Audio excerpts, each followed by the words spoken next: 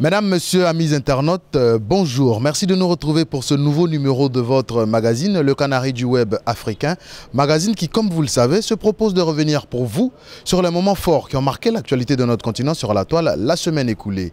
Au cours de cette édition, vous retrouverez vos rubriques habituelles, la revue du web, le hashtag du Canari et le chiffre clé de la semaine. La section sénégalaise d'Amnesty International a déploré ce jeudi, lors de la publication de son dernier rapport annuel, la restriction de la liberté dans le pays. Les droits à la liberté de réunion pacifique et à la liberté d'expression sont soumis à des restrictions, a indiqué le rapport. Abordant les conditions carcérales, les responsables d'Amnesty ont soutenu que le problème de la surpopulation carcérale persiste et les conditions de vie dans les établissements pénitentiaires étaient très éprouvants.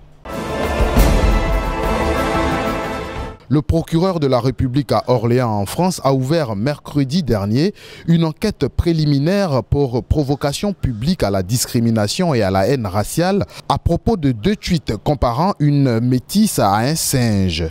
Elle a été désignée pour incarner Jeanne d'Arc aux prochaines festivités annuelles célébrant l'héroïne.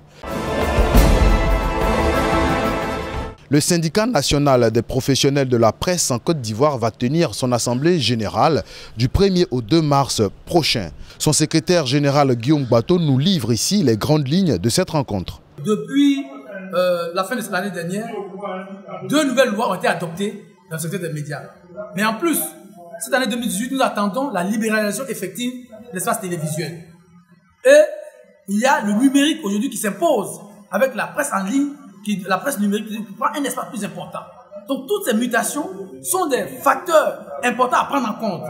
Et notre organisation doit s'adapter, doit adapter ses méthodes de lutte, doit adapter ses méthodes de travail, doit aussi revoir son discours par rapport à ces différents changements qui interviennent et qui vont impacter durablement notre secteur pour les 10, 15, 20 années à venir. Donc nous devons être préparés pour anticiper. Vous savez, nous allons avoir l'arrivée de 4 nouvelles chaînes de télévision.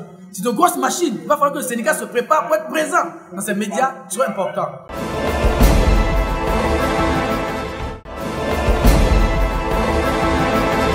À quoi ça sert de venir danser devant vous, le vieux? En lançant cette phrase, l'artiste coupé-décalé Eskeli ne savait pas qu'il venait de lancer un nouveau concept.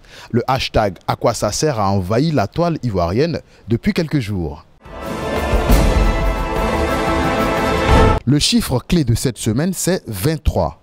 En séjour au Burkina Faso, Melinda Gates, la coprésidente de la fondation Bill et Melinda Gates, a annoncé une aide de 23,5 milliards pour l'amélioration de la santé et de la nutrition de la mère et de l'enfant au Burkina Faso. À quoi ça sert de porter une belle chemise? Remerciement spécial à notre partenaire Yaimi qui nous habille dans le cadre de cette production.